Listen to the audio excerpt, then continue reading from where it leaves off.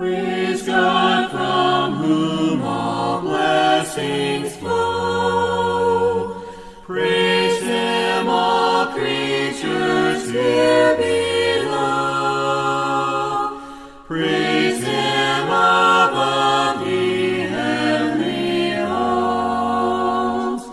Praise Father, Son, and Holy Ghost.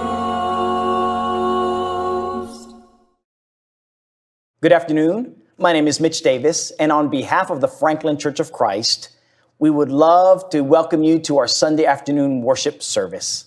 Speaking of worship services, we want to invite you to come and worship with us because our doors are open. We are here on Sundays at 10 a.m. and again on Wednesdays at 7 p.m.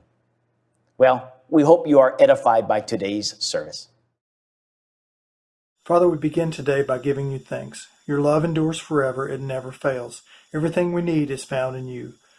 Though there are many ways in which we have failed, we have not exceeded the supply of your mercy and grace. We thank you for revealing yourself to us through your word. As we open the Bible today, we pray that we would hear your voice. We ask that your Holy Spirit would be at work, opening our ears to hear and our hearts to receive your word. May we be transformed into your likeness. For those of us who come here feeling broken, bring restoration. For those of us who come here feeling weak, bring strength. For those of us come here weeping, bring joy. For those of us who come here with doubts, bring faith. For those who come here feeling shame, bring freedom. For those of us who come here feeling burdened, bring rest. For those of us who come here feeling anxious, bring peace. Please be with our brothers and sisters who have specific needs. You know what they are before we ask.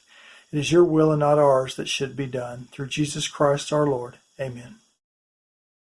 Praise the Lord, ye heavens adore him. Praise him, angels in the height.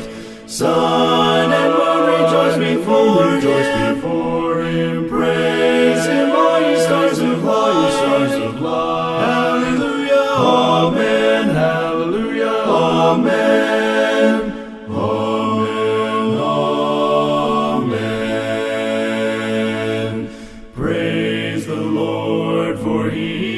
Spoken worlds his mighty voice obey.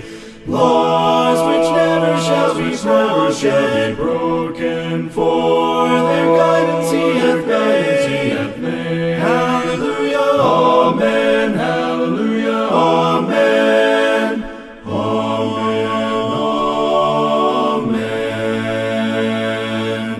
Praise the Lord, for he glorious, never shall his promise fail. God hath made his saints victorious. Sin and death shall not prevail. Hallelujah, amen, hallelujah, amen, amen.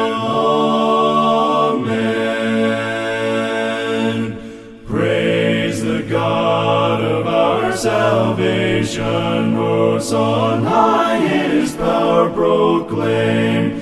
Heaven and earth and all creation, laud and magnify his name. Hallelujah, amen, hallelujah, amen, amen.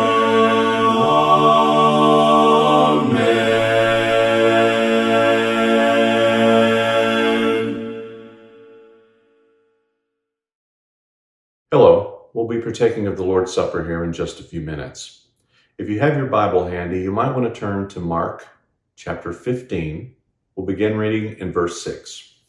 If you know your Bible, you know the book of Mark is one of the four Gospels, and it's one of the Gospels that gives a pretty detailed account of the crucifixion of Jesus. We won't take the time to read the whole account, but this is a very good, concise, summarized version of the crucifixion account. It doesn't go into some of the detail as the others, but we'll read from Mark today. Mark 15, beginning in verse 6. Now, a little background on what was going on. Jesus had been accused by the Jewish high priests for claiming he was the king of the Jews when, as far as an earthly perspective, he was no king. He had no power. He wasn't a member of the Sanhedrin. As far as the Roman perspective, he had no power at all. He was just a Jew, a prophet, But he was known for having a large following, and this was a threat, especially to the Jewish power of the time. So we'll begin reading in this scripture in Mark chapter 15, beginning in verse 6. And as we read, I would like you to hear of all the different sin that Jesus was surrounded by. Okay, just listen for it. Other people and their sinful behavior leading up to the crucifixion of Jesus. At the festival, it was Pilate's custom to release to the people a prisoner they requested.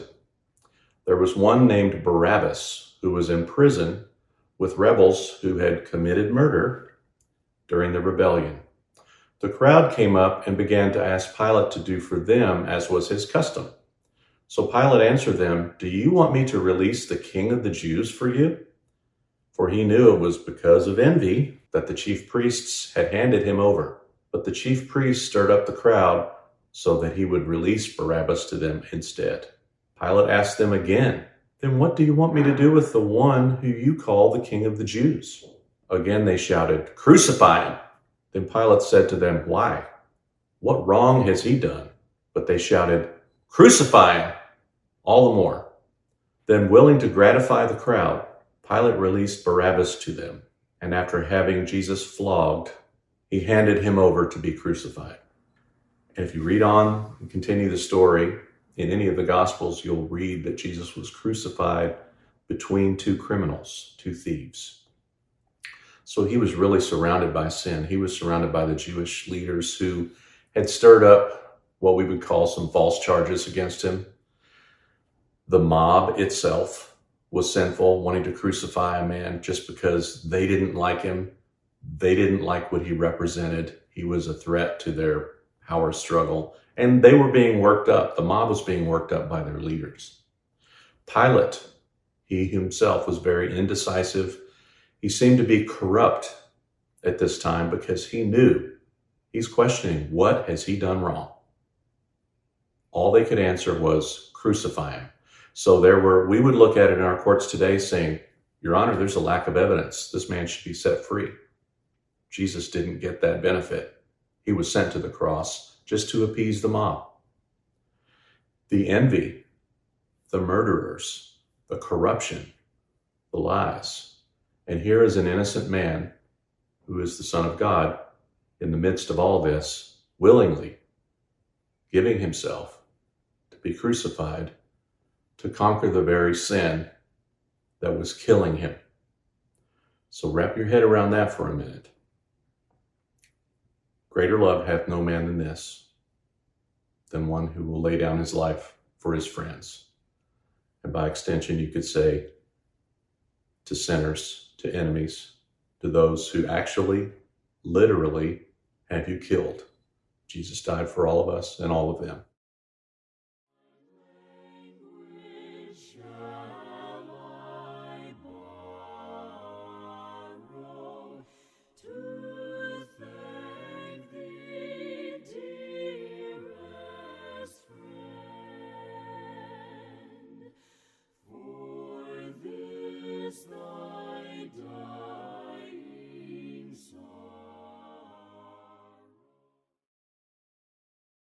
Let's go ahead and we'll partake of the Lord's Supper now. Would you bow? Our Father in heaven, we thank you so much that there was such a great plan that we could be redeemed by the Son, the blood of your Son. We ask that as we partake of this unleavened bread at this time, that we're reminded of that perfect body without sin that was beaten and that was eventually crucified and put to death on the cross. It's in his name, Jesus, that we offer these things. Amen.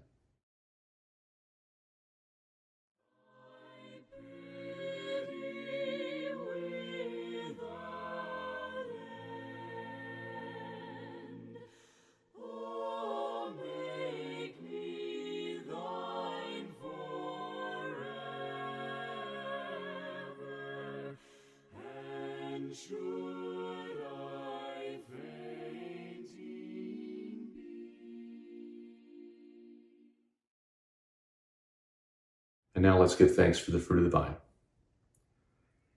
Again, Father, we remember your Son. We remember his blood, the innocent blood that was surrounded by so much sin, but also that we are sinful people ourselves, and that we have hope.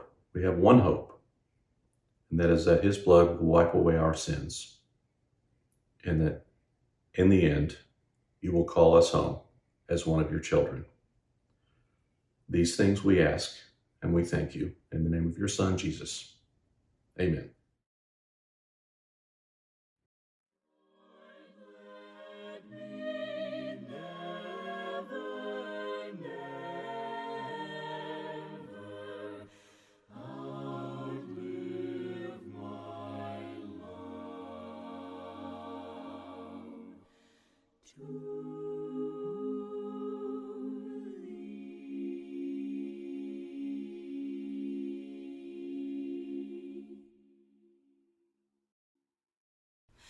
Joyful, joyful, we adore thee, God of glory, Lord of love. Hearts unfold like flowers before thee, opening to the sun above. Melt the clouds of sin and sadness, drive the dark of doubt away. Giver of immortal gladness, fill us with the light of day. All thy works with joy surround the earth, and heaven reflect thy rays. Stars and angels sing around thee, center of unbroken praise. Field and forest, vale and mountain, flowery meadow, flashing sea, chanting bird and flowing fountain, call us to rejoice in thee. Thou art giving and forgiving, ever blessing, ever blessed, wellspring of the joy of living, ocean depth of happy rest. Thou our Father, Christ our brother, all who live in love are thine. Teach us how to love each other, lift us to the joy divine. Mortals join the mighty chorus which the morning stars began. Father love is reigning o'er us, brother love binds man to man. Ever singing march we onward, victors in the midst of strife. Joyful music leads us onward in the triumph song of life.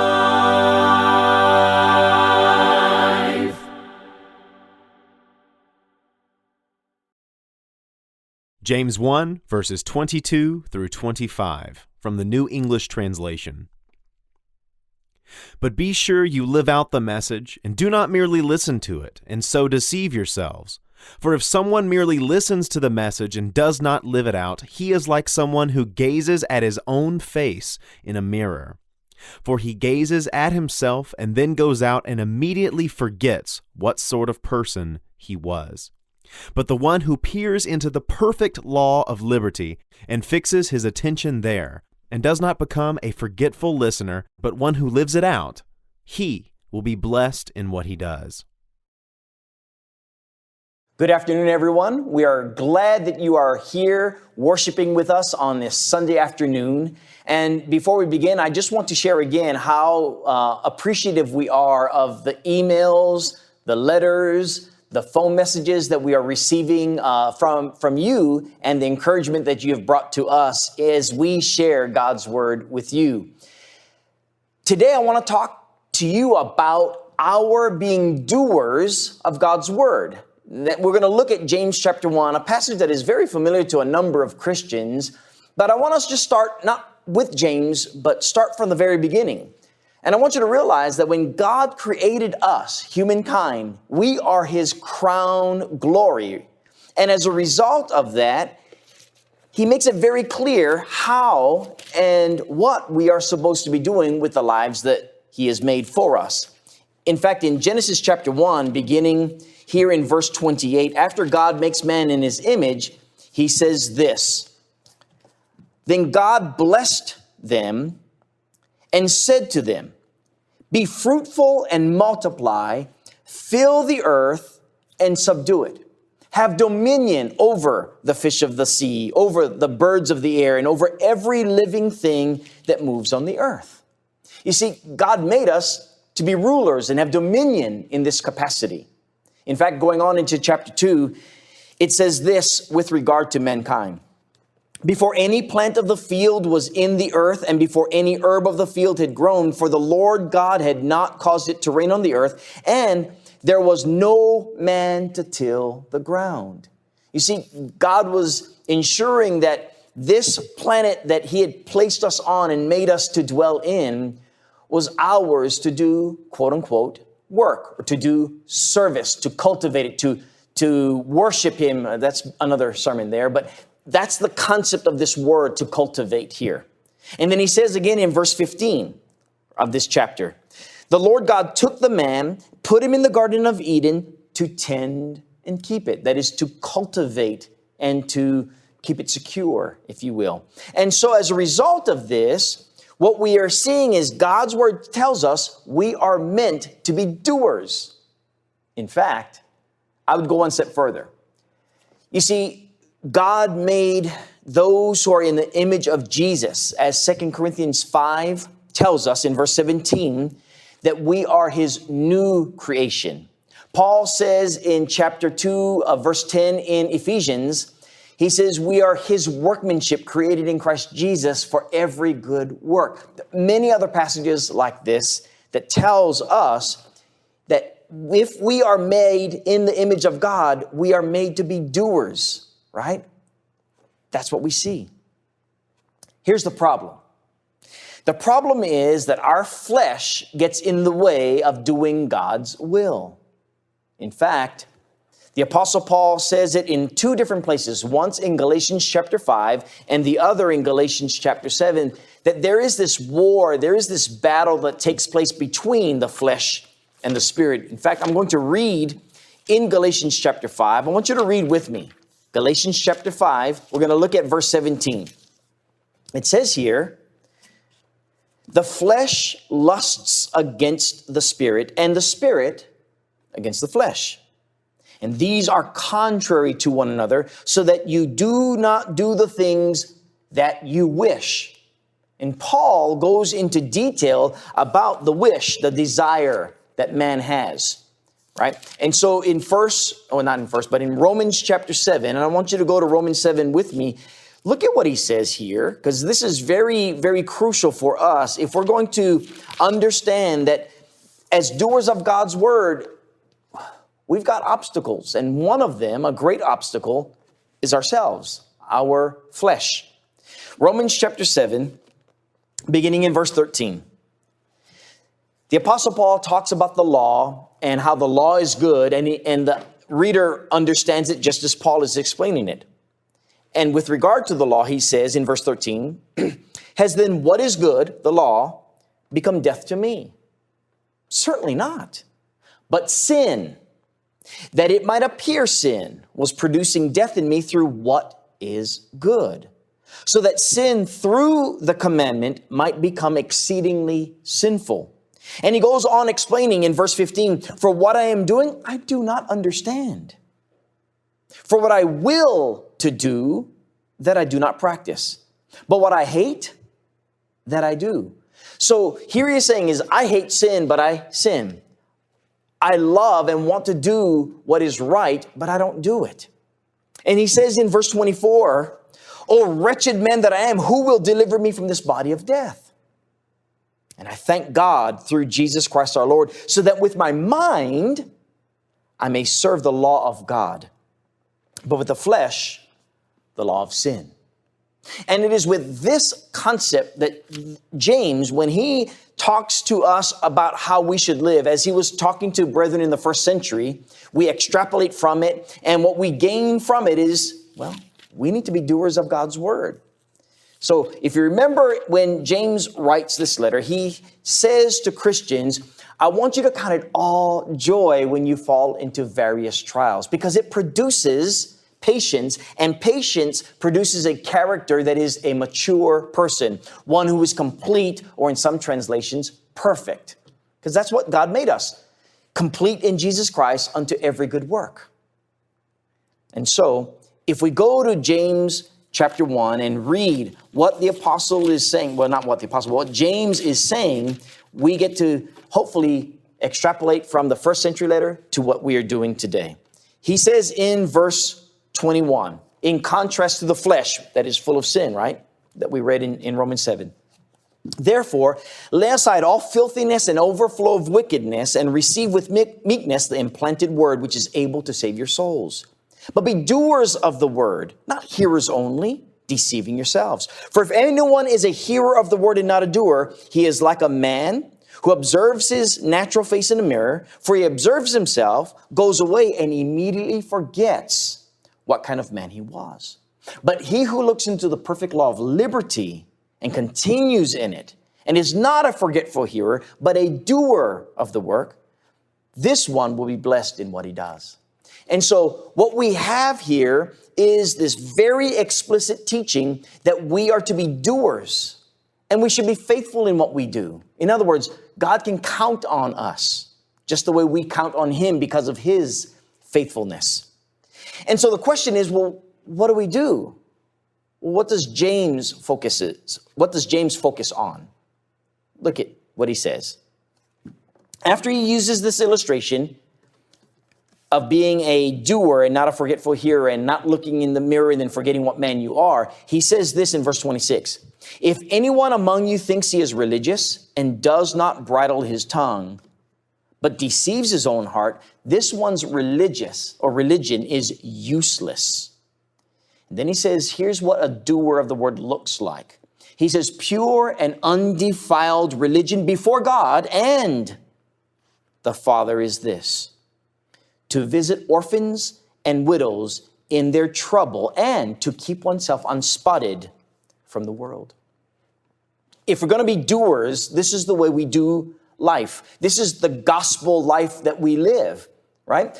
Jesus, in proclaiming the gospel, went to reach those who are oppressed, those who are blind, those who could not hear. And whether he did that physically, which he did, or whether he meant it metaphorically, which we are before we are healed through the cleansing blood of Jesus, right? We are blind to the truth. We are deaf to the words of God. We're dead in the trespass of our sins, but he arises to seek us out. In the same way, we go to those in our communities that when we share Jesus with them, we see them in their needs and we help them, whether they be physical or whether they be spiritual. And so I want to close with this. This is from President Roosevelt in 1910. He had a speech called The Citizenship in a Republic. Here's what he says. It is not the critic who counts, not the man who points out the strong man stumbles or where the doer of deeds could have done them better. The credit belongs to the man who is actually in the arena, whose face is marred by dust and sweat and blood, who strives valiantly, who errs, who comes short again and again, because there is no effort without error and shortcoming. But who does actually strive to do the deeds, who knows great enthusiasms, the great devotions, who spends himself in a worthy cause, who at the best knows in the end the triumph of high achievement, and who at the worst, if he fails, at least he fails while daring greatly, so that his place shall never be with the cold and timid souls who neither know victory nor defeat. If you want to be a doer, start by doing the will of God. Believe that Jesus died for you and that he rose again for you, and that you, in the likeness of his death and resurrection, if you believe him to be your Savior, can be buried with him in that watery grave we call baptism and rise to walk in newness of life. That's our invitation for you so that you can be a great, productive doer in the kingdom of our God. Well, until next week, God bless you. I know not why God's wondrous grace to me He hath made known, nor why unworthy Christ in love redeemed me for His own. But I know whom I have believed, and am persuaded that He is able to keep that which I've committed unto Him against that day. I know not what of good or ill may be reserved for me, of weary ways or golden days before His face I see. But I know whom I have believed, and am persuaded that He is able to keep that which I've committed unto Him against that day. I know not when my Lord may come at night or noonday fair, nor if I'll walk the vale with Him or meet Him in the air. But I know whom I have believed, and am persuaded that He is able to keep that which I've committed unto Him against that day. Would you bow, please? Our Father in heaven, we are so grateful to you for all that you do for us. We know there are so many things that you do for us every day that we're not aware of. But Father, we want to acknowledge that we are ignorant, that we are sinners.